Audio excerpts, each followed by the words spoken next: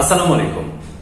Carbohydrate বা শর্করা, ভাত, রুটি, আলু বা চিনি জাতীয় খাবার বা মিষ্টি, এই সব খাবার শরীরে যে শক্তি উৎপন্ন করে। আমি যদি এই বিষয়টি মেডিকেলের ভাষায় আপনাদের মেকানিজম বোঝানোর চেষ্টা করি তাহলে মাথার উপর দিয়ে যাবে। আমি একদম খুব সিম্পলি দুইটা গল্পের মাধ্যমে এই বিষয়টি ক্লিয়ার করব।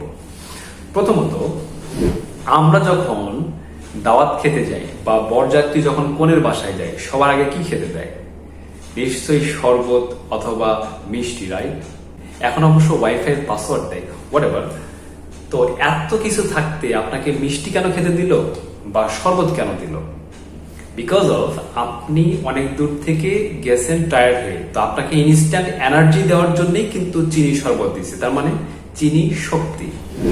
আমি আমার প্রথম ভিডিওতে বলেছিলাম, যারা শারীরিক পরিশ্রম বেশি করে, কায়িক পরিশ্রম বেশি করে, বা কৃষক, শ্রমিক বা রিক্সা চালক, তারা কিন্তু 3 থেকে 4 বেলা ভাত খায়। তো তারা 4 বেলা ভাত খেয়ে আমাদের থেকে অনেক বেশি শক্তিশালী, তারা আমাদের থেকে অনেক বেশি সুঠাম দেহের অধিকারী। তার মানে কি? ভাতেই শক্তি, তো ভাত মানে কার্বোহাইড্রেট। এখন আসুন, আমরা যারা শারীরিক পরিশ্রম কম করি, তারাও তো ভাত খায়, তারাও তো রুটি খায়, তারাও তো আলু খায় বা শর্করা খাবার খায়। এখন আপনি যদি খরচ না করেন, মানে আপনি এনার্জি নিচ্ছেন বেশি, খরচ করছেন কম, তাহলে কি হবে? আপনার আমার শরীরে ডায়াবেটিস হবে, কোলেস্টেরল হবে, মানে এ জাতীয় বড় লোকের ডিজিজ হবে।